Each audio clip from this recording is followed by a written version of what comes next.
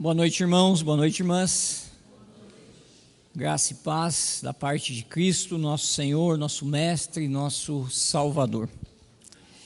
Que bom que você veio à casa de Deus nessa noite, um tempo bastante precioso, um tempo onde presenciamos uma família assumindo um compromisso diante do Senhor, de cuidar, de zelar, de falar das boas novas ao coração de uma pequena. Um tempo onde também nós pudemos louvar o Senhor, cantar ao Senhor, refletir sobre os textos bíblicos que até aqui o Senhor tem nos anunciado. Mas esse momento agora da palavra de Deus, ele também é importantíssimo para as nossas vidas. Por isso eu gostaria de convidá-los a baixar a sua cabeça, pensar em Deus, e durante a oração você venha pedir ao Senhor que Ele fale contigo de uma forma profunda, muito profunda, porque é isso que necessitamos da parte de Deus, o seu auxílio, o seu conforto, a sua confrontação também. Pai, em nome de Jesus, nos colocamos diante do Senhor nesta noite, novamente sim, para adorá-lo, para exaltar o teu nome, para render louvores a Ti, para agradecer a Ti por tudo que o Senhor tem feito e realizado em nossas vidas, pelo cuidado, pela bênção da salvação, pela experiência que temos de caminhada com o Senhor, diante da Tua bondade, misericórdia e proteção que o Senhor nos concede dia a dia. Agora, ó Pai, nesse tempo onde nós nos colocamos diante da Tua palavra, que o Senhor venha falar aos nossos corações, que o Senhor venha, ó Deus, a ministrar em nossas vidas. Cuida, ó Pai, da minha vida primeiramente, aquele que é o porta-voz do Senhor nesse dia, que o Senhor me dê as palavras certas, a concentração necessária, o cuidado do Senhor esteja sobre mim, o seu Espírito, ó Pai, conduz esse tempo. Mas também oro pelos meus irmãos e pelas minhas irmãs que aqui estão, que da mesma forma, o cuidado do Teu Santo Espírito esteja sobre a vida de cada um, conduzindo-os, ó Deus, durante a ministração, tomando-os, trazendo eles, ó Pai, a reflexão bíblica, trazendo, ó Deus, a necessidade de que o Senhor é um Deus que é o maior interessado na nossa espiritualidade. Assim, ó Pai, eu oro em nome de Jesus. Amém. Amém. Irmãos e irmãs, eu não sei aqui quantos sabem ou não sabem, mas alguns já sabem, que uma parte da minha vida eu dediquei ao serviço militar. E foram 11 anos de serviço militar. E durante um tempo desse serviço militar, mais ou menos aí um período de 1 ano e meio, eu fui um dos que eram conhecidos como homem-bomba do exército, no aquartelamento. Por que homem-bomba, pastor? O Carlão já está com medo aqui. Por que homem-bomba, pastor? Porque eu tinha uma função nada legal, que era o manuseio de explosivos dentro do quartel. Mas algo me chamava a atenção, algo me chamou a atenção nesse período de 1 ano e meio, que aquele período foi um ano no qual, por muitas e muitas vezes, algo se repetia na minha vida, e eram as instruções que traziam aqueles cuidados para com o manuseio dos explosivos. E repetidamente, quase que uma vez por mês, lá estava eu, juntamente com outros, escutando novamente a mesma instrução, os mesmos cuidados, as mesmas direções, sobre o cuidado que deveríamos ter com os explosivos. Porque se tinha um ditado, e isso aconteceu, que eu já contei esse fato aqui também, de um acidente com a granada, que com explosivos se mexe só uma vez. O perigo é constante. Por isso, então, é exatamente essa questão de que o comando do quartel fazia questão, de forma repetitiva, passar instruções sobre o manuseio, sobre o cuidado, sobre o zelo para com os explosivos. Porque realmente não bastava apenas a proximidade, não bastava apenas a vinculação, não bastava apenas uma questão de frequentar aquele local, como é chamado paió de explosivos, de armamento. Não bastava apenas ter contato ou alguma ligação com aquele lugar. Tinha que ter um cuidado. E o comando, então, de forma constante, trazia isso à nossa memória. Cuidado. Porque explosivo não se brinca. Quem lida com algo tão sensível como explosivos, precisa constantemente ser lembrado disso. Porque eu me lembro que, diante dos mais experientes, alguns pensavam assim: mais uma instrução. Por que todo esse cansaço de um dia inteiro ouvindo pessoas falar sobre aquilo? Por que tanto tempo desperdiçado? Mas era necessário porque, caso não ouvíssemos, poderíamos entrar numa situação automática, de manusear sem o cuidado devido. E levar não só as nossas vidas ao risco, mas como também um bairro inteiro. Um bairro inteiro. Não basta saber de forma genérica que algo é tão perigoso. Não basta, meus irmãos e minhas irmãs, diante da situação de lidar com explosivos, saber que aquilo pode simplesmente explodir. Não basta isso.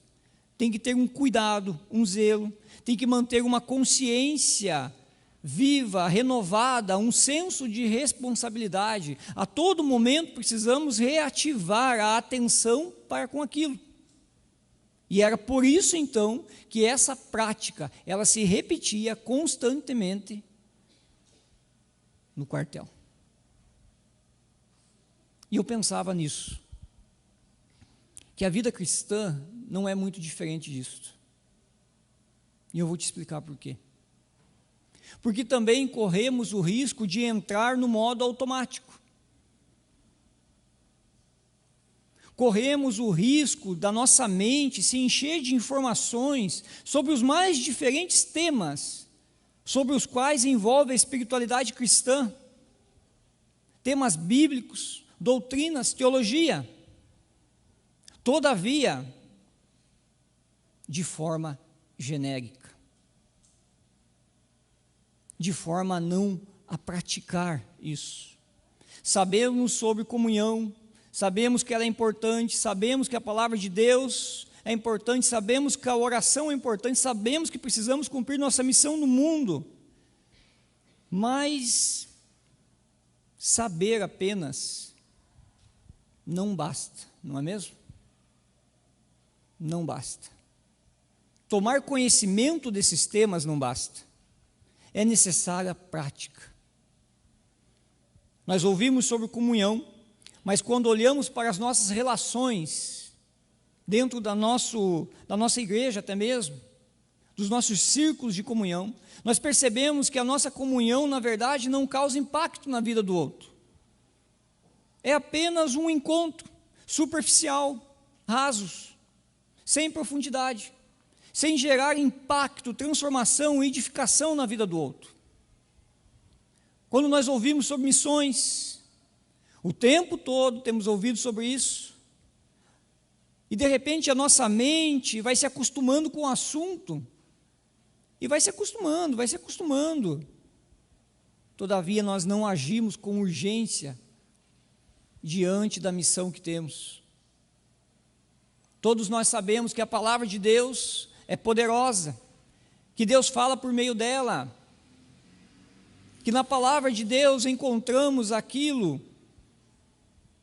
que é de mais importante para as nossas vidas, que são as palavras de vida eterna. Mas mesmo assim, sabendo disso tudo, há pouca leitura, há pouca meditação, há pouca procura, há pouca fome por ela. Percebo, não basta proximidade, não basta contato, não basta essa vinculação, não basta apenas frequentar, não basta. É necessário uma relação, uma prática, uma experiência constante, para que você não caia no risco de sofrer por não dar importância àquilo que deve ser prioritário na sua vida. Hoje, eu desejo reativar a sua memória sobre um tema muito importante. Porque de repente nós estamos acostumados a ouvir muito sobre esse tema, muito. E por ouvir muito, de repente, você acha assim que já não é tão importante, porque a todo momento ele está, de repente, acontecendo no nosso meio. De repente, você tem uma proximidade com esse assunto, você tem uma vinculação num contexto no qual, sim, nós realizamos essa prática. De repente, meu irmão e minha irmã, o seu contato com essa prática ocorre de forma acidental nesse meio, nesse contexto. De repente, você chega até mesmo a frequentar ambientes onde ocorre essa prática. Todavia, pode ser que a sua mente e o seu coração estejam desvinculados da verdade profunda dessa prática. Que as informações que você tem são informações simplesmente genéricas, as quais de repente você já passou a não dar tanta importância assim. A verdade é essa. Qual é o tema, pastor? A oração. A oração. E eu falava com o reverendo Patrick que a oração é um mistério. É um mistério. Em várias circunstâncias. Mas a oração é um tema muito importante para a igreja do Senhor, para a vida dos discípulos. Agora, muitas vezes nós tratamos a oração como algo não necessário. Alguns falam, alguns dizem, alguns anunciam, mas de repente o nosso coração, a nossa mente não consegue absorver a importância dela. E passamos a não praticá-la. A não praticá-la mesmo.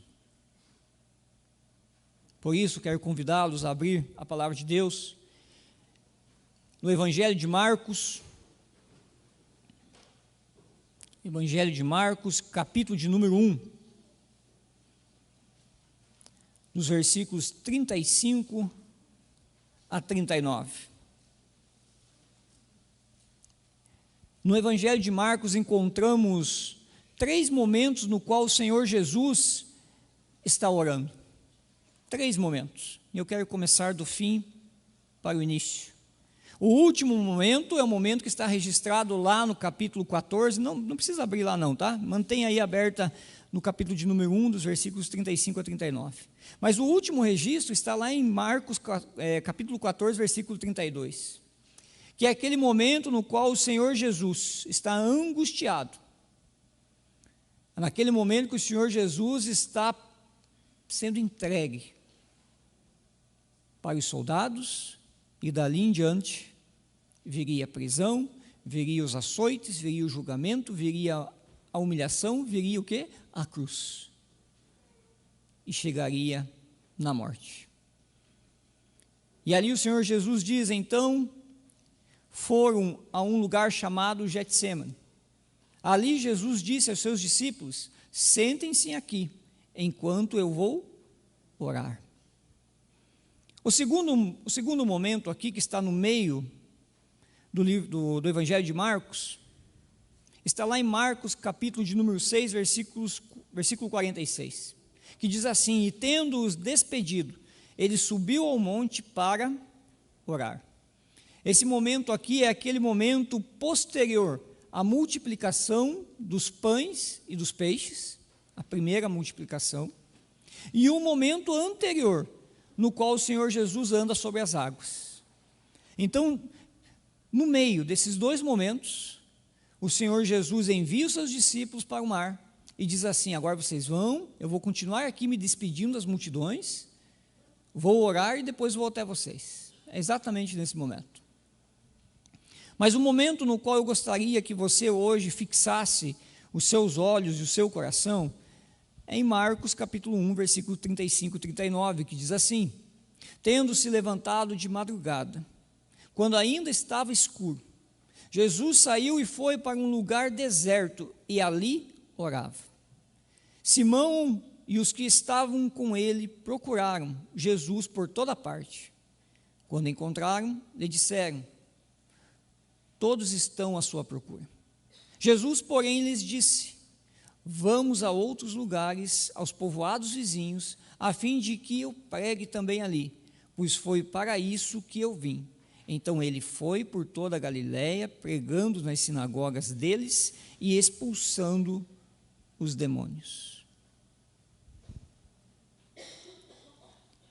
A minha mensagem hoje, ela traz a seguinte questão: como o Senhor Jesus lidava com a oração? Como o Senhor Jesus absorvia a prática da oração? Como o Senhor Jesus, qual a importância que o Senhor Jesus dava à oração? E o primeiro ponto é o seguinte: o tema oração na vida de Jesus revela intencionalidade, exclusividade e dedicação. Versículo de número 35: tendo-se levantado de madrugada, quando ainda estava escuro. Esse versículo, esse início de versículo, ele nos revela algo profundo, que a oração na vida de Jesus não era algo acidental, de forma alguma. Não era algo do improviso, não era algo de repente, porque naquele momento ele tinha um espaço na sua agenda, então ele se dedicava à oração. Percebam como nós muitas vezes lidamos com a prática da oração. Por acaso,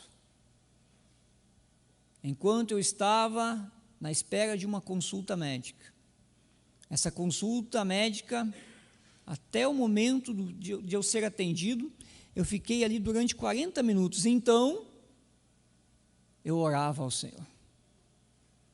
Durante uma viagem, por acaso, precisei fazer uma viagem para uma outra cidade, em volta ou longe, e nesse período, então, eu orava ao Senhor.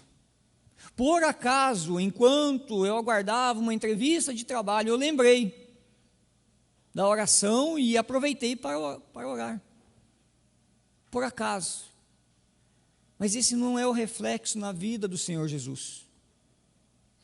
Muitos, de repente, estão habituados com essa prática de um tipo de oração sucateada.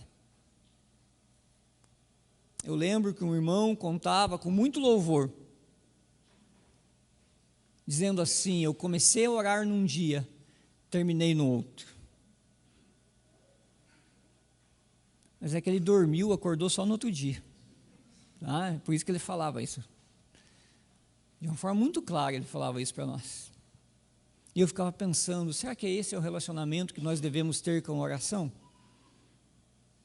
Um relacionamento casual, oportuno?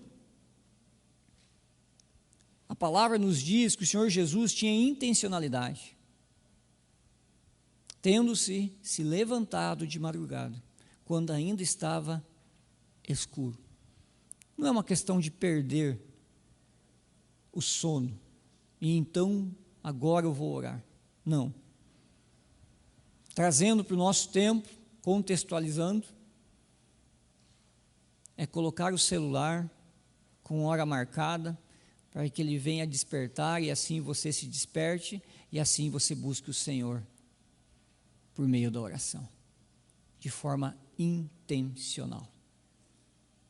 Mas também o texto vai nos dizer de uma outra prática, na qual o Senhor Jesus nos revela, que é a exclusividade. Porque o texto diz, tendo se levantado de madrugada, quando ainda estava escuro, Jesus saiu e foi para um lugar deserto. E eu pensava nisso, eu refletia sobre isso. Qual é o lugar deserto? Qual é o lugar especial que você procura, de forma exclusiva, para falar com o Senhor? É em meio a uma troca de e-mails? É em meio ao tumulto? É em meio aos afazeres da vida? Qual é o lugar exclusivo? Aquele que você reserva, aquele que você realmente prioriza, aquele que você busca uma comunhão exclusiva com o Senhor, aonde ninguém venha te atrapalhar, tomar a sua atenção. Qual é esse lugar? Qual é o deserto bom aqui para a sua vida? Estamos acostumados em falar em deserto, mas sempre no sentido de dificuldades, não é mesmo? Mas o texto aqui nos diz hoje que o Senhor Jesus levantou, alta hora, madrugada, e procurou um lugar deserto. Para quê?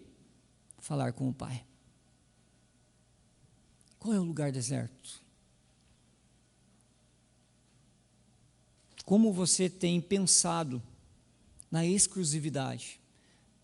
Sim, eu tenho intencionalidade, mas eu também preciso reservar um lugar aonde o barulho não exista, aonde as distrações não ocorram, aonde não tenha movimentos, aonde eu possa realmente me conectar com Deus de uma forma exclusiva. Mas não termina aí o texto, porque o texto ainda, o versículo de número 1, termina dizendo que depois então de Jesus levantar, depois então de Jesus ir ao deserto, o texto termina dizendo, e ali orava, e ali orava. E é interessante, os verbos nesse texto, porque os 3 primeiros verbos vão falar de ações completas, intencionais, que é a questão de se levantar, que é a questão de sair, que é a questão de ir. É uma ação somente. Eu me levanto, eu saio e eu vou. É uma ação. Agora, ali orava,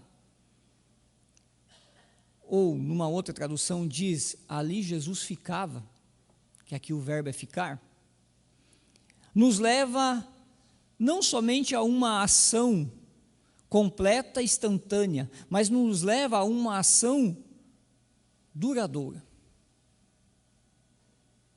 com mais tempo, temporal. Então não era algo acidental, não era algo, meus irmãos e minhas irmãs, que acontecia no barulho, nos movimentos, mas também não era algo que acontecia de uma forma tão rápida assim. O Senhor Jesus dedicava tempo à oração.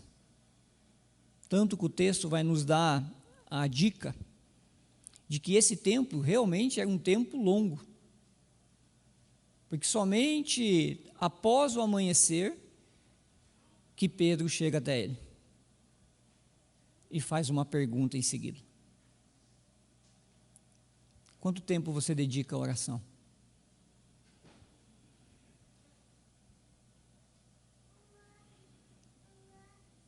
Há um lugar para a sua oração?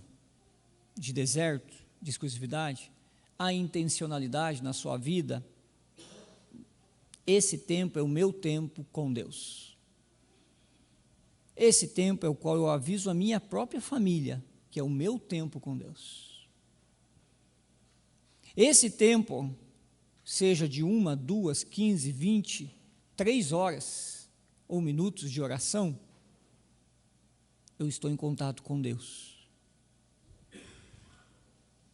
Sim, o apóstolo Paulo nos ensina que devemos orar sem cessar, a todo momento. Mas o Senhor Jesus também nos ensina que nós precisamos o quê? Priorizar isso. De forma intencional, de forma exclusiva e de forma durável. Dedicar tempo, com dedicação. Para que assim possamos então aprofundar a comunhão com Deus. Ter mais clareza espiritual, porque senão não entendemos nada. Como que nós vamos entender o que Deus deseja para as nossas vidas se nós não os buscamos por meio da oração? Jovem, adolescente, como que você vai saber a pessoa certa para a sua vida na questão relacional se você não ora? Pai, mãe, como que você vai ter a certeza, a convicção de que você está tomando a decisão certa diante de Deus, de trocar um emprego pelo outro, se você não busca a face de Deus em oração? Pai, mãe, se o teu filho é tão importante para a sua vida, o quanto você tem dedicado de tempo, de exclusividade e de forma intencional pela vida do seu filho? Me parece incoerência dizer que nós priorizamos alguma coisa em nossas vidas se nós não as colocamos diante de Deus. Isso é incoerente. Para mim não faz sentido.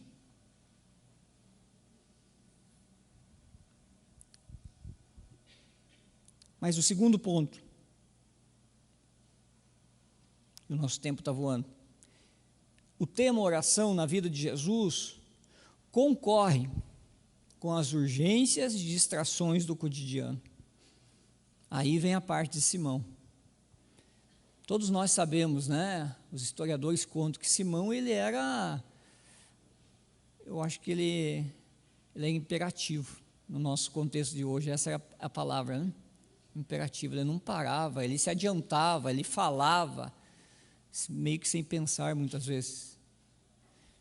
E aqui está a prova disso, porque Simão, diz assim o versículo de número 36, Simão e os que estavam com ele procuraram Jesus por toda parte. Então a questão aqui, não encontraram Jesus. Por toda parte. Aonde que Jesus estava? No deserto orando. Quando o encontraram, lhe disseram, todos estão à sua procura. Todos estão à sua procura. Eu acredito que o tom não tenha sido esse tão simples assim. Mas tenha sido aquele tom assim, onde você estava? O que você estava fazendo? Ô Jesus, a fila está grande aqui para o Senhor curar. Tem coxo, tem cego, tem pessoas que o Senhor precisa alimentar, tem pessoas que o Senhor precisa levantar do leito, tem pessoas endemoniadas. O Senhor está orando.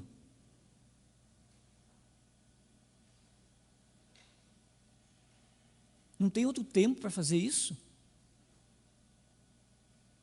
Todos nós estamos te procurando e o Senhor está no deserto orando. Essa é a linguagem do texto. Trazendo para as nossas vidas, aplicando para as nossas vidas, eu creio que a sua agenda também concorre com esse período de oração. Por mais que você tenha intencionalidade, busque exclusividade e se dedique à oração, ainda tem algumas coisas ainda que tentam te tirar desse momento tão precioso diante de Deus. E são as demandas, são as distrações, são as urgências dos outros. Você há de concordar comigo de que diante de um acontecimento, o qual você se coloca de joelhos diante do Senhor e clama, está ali naquele momento de comunhão com o Senhor, mas se você não desligar o seu celular e perceber que ele fez um barulhinho ou simplesmente brilhou a tela, o que você faz? Eu espero que não. Mas nos tira do foco, não é isso? Estou falando da minha experiência, que se eu não desligar o celular, eu não consigo preparar um sermão, porque é urgências, demandas e demandas, distrações e distrações, que podem assaltar a minha concentração com Deus. Eu espero que isso não aconteça com vocês, mas comigo acontece. Então eu preciso desligar o meu celular, preciso tirar as meninas da sala, para que ali então eu consiga ter um tempo com o Senhor. Mas as urgências, elas são interessantes, porque há 3 sentimentos diante disso, diante das urgências e distrações. Jesus poderia ter assimilado essa fala de Pedro, ou dos discípulos, que não é uma fala só de Pedro, de Simão, mas Jesus poderia ter assimilado da seguinte forma, com culpa. Jesus, aonde o Senhor estava? Jesus então poderia assim olhar assim e dizer assim, eu estava orando. E trazer para a vida dele dizendo assim, enquanto eu orava, os outros precisavam de mim. Eu sou culpado por não estar atendendo. O sentimento de culpa. O segundo o sentimento é de urgência. Aquele sentimento assim de que, por que não me respondeu ainda? O WhatsApp hoje ele é campeão nisso, não é? Você recebe uma mensagem, 2 minutos depois, você está aí? Mais 2 minutos, ou nem 2 minutos é muito, né? Pessoa controlada ainda. Vai me responder ou não? Não é assim? E quando envolve o trabalho? E quando envolve o ministério? E quando envolve as urgências da família? Mas também traz um senso, e esse é mais sutil e muito perigoso para a sua vida,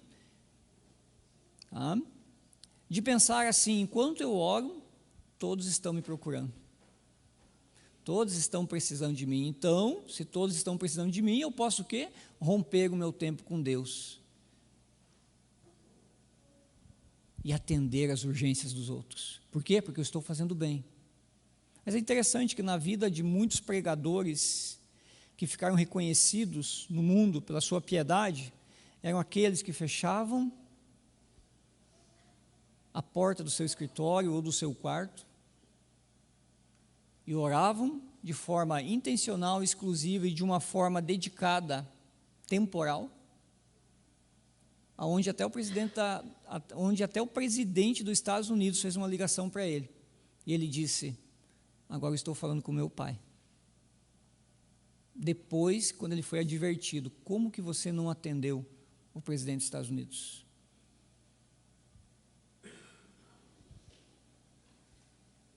Irmãos, precisamos levar a sério o tema oração. E aqui eu vou partir para o 3º ponto. O tema oração na vida de Jesus demonstra foco naquilo que é prioritário.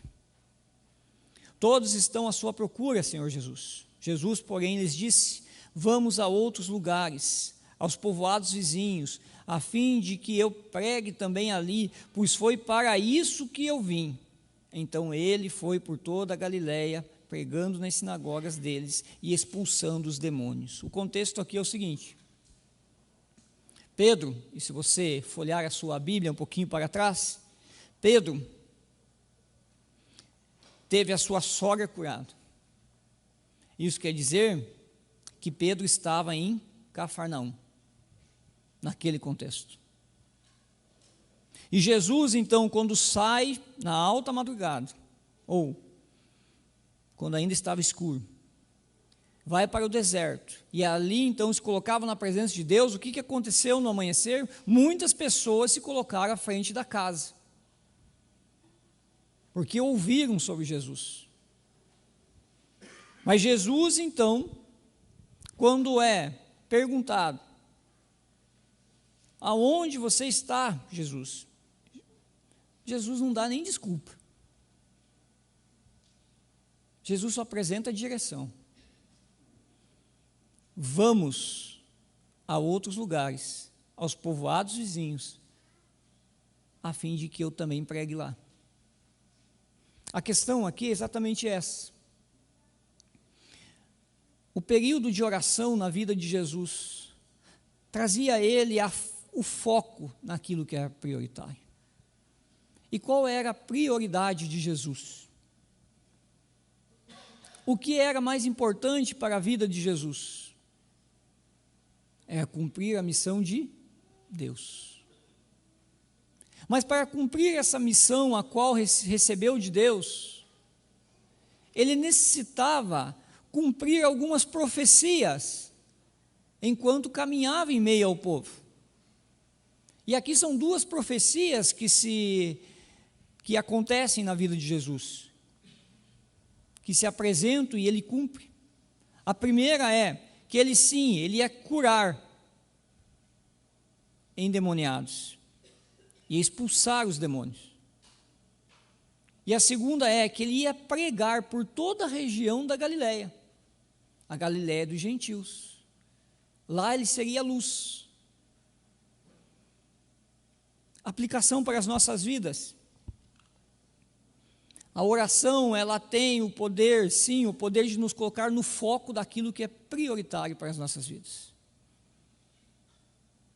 Na direção daquilo que é importante.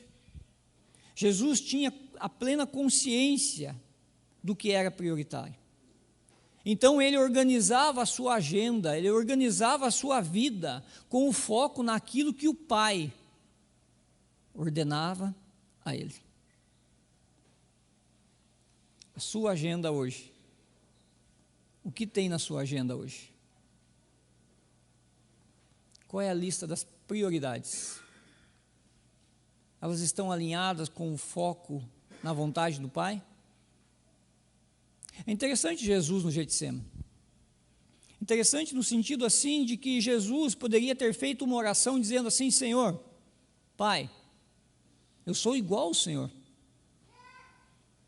Me tira daqui e a gente segue na eternidade, sendo Deus Pai, Deus Filho e ainda tendo o Espírito Santo.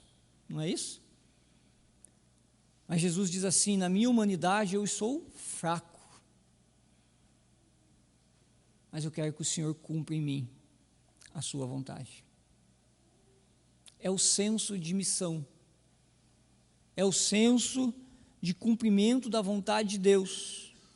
E eu não estou aqui simplesmente falando da parte missionária, eu estou falando de tudo que envolve a sua vida. O que é prioritário para a sua vida hoje? São os seus filhos? Eu volto a dizer o quanto isso toma a sua agenda de oração. Porque se são os seus filhos, você precisa se dedicar a eles. Em oração, em tempo, em caminhada, em direção, em cuidado, em zelo. Se o seu tempo é de preparação para o futuro, seja casamento, seja namoro, seja trabalho, seja faculdade, universidade, seja mudança de uma cidade para outra. Se você sabe que isso é prioridade para a sua vida, o quanto isso toma a sua agenda.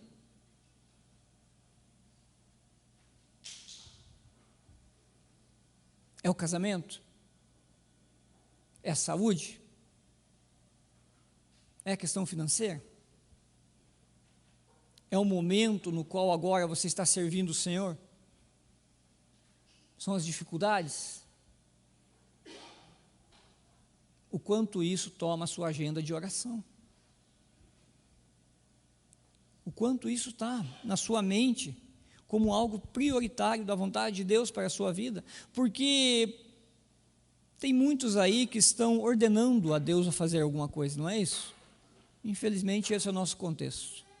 É como se estivessem quase torcendo o braço de Deus para que a sua vontade, a vontade deles, seja realizada por Deus. Por quê? Porque não estão alinhados, não estão entendendo quem é Deus e quem nós somos. A oração é essa prática na qual ela nos conduz no caminho da vontade de Deus. A oração não é a prática pela qual nós fazemos com que Deus atenda os nossos pedidos. Mas a oração é a prática pela qual o Senhor nos mostra, a cada tempo de intimidade com Ele, os seus caminhos. A verdade sobre alguns temas, algumas direções que de repente eu tenho um pensamento sobre essa direção, mas o Senhor tem outro. E para mim chegar na direção do Senhor, eu preciso ter proximidade, intimidade com Ele. Finalizando, 3 perguntas. Como você lida com as pressões da sua vida relacionadas ao seu tempo de comunhão, oração com Deus?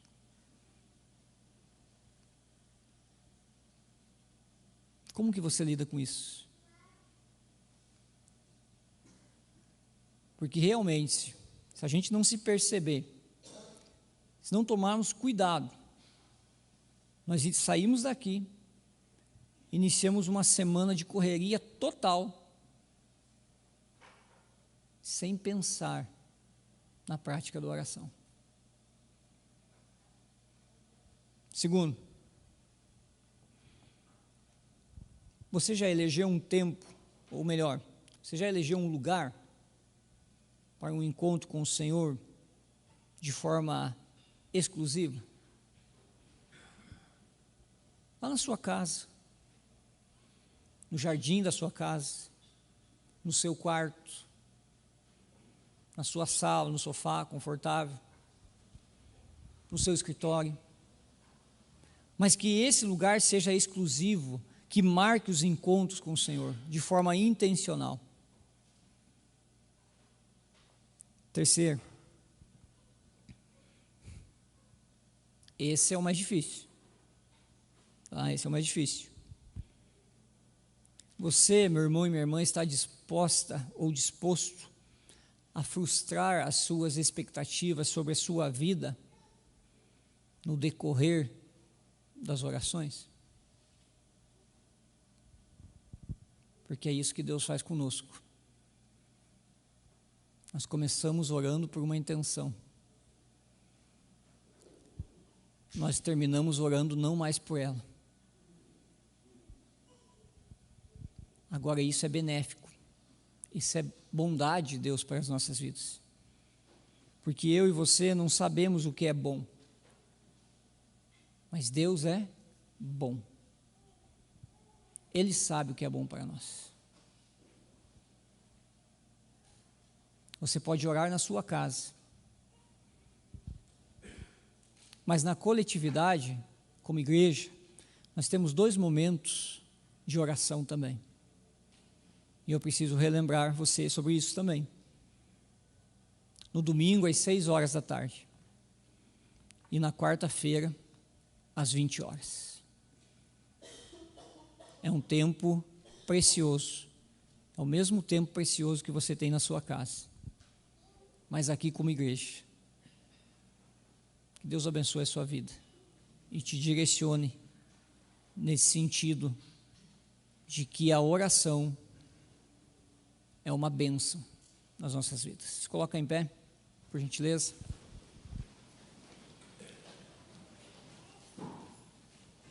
Vamos orar, receber a bênção. Que o Senhor te dê uma semana abençoada, onde você possa perceber todo o cuidado dele. Mas também uma semana confrontadora da sua agenda. Da sua agenda.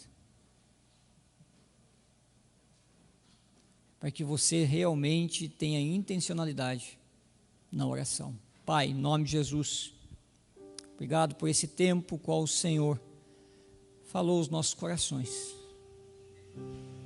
Obrigado por esse tempo no qual o Senhor relembra um tema tão importante, mas que às vezes, ó Pai, por ouvirmos tanto sobre ele, acabamos não dando tanta importância assim.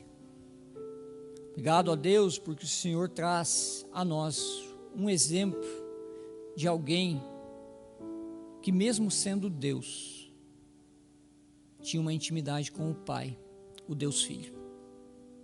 Obrigado, Senhor, porque o Senhor alerta o nosso coração e a nossa mente de que a oração é algo bom,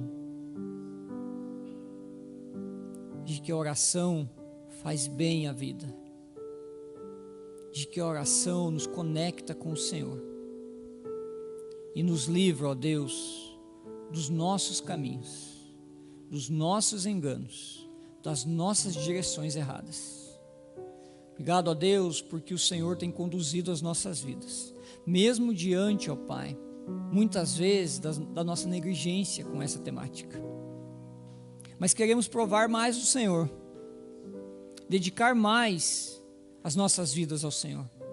Queremos, Deus, nos aproximar, ter uma intimidade ainda muito mais intensa com o Senhor por meio da oração, para que o Senhor assim se revele a nós, dia a dia, nos mostre a sua vontade, aquela vontade a qual a sua palavra nos diz que ela é boa, perfeita e agradável a nós.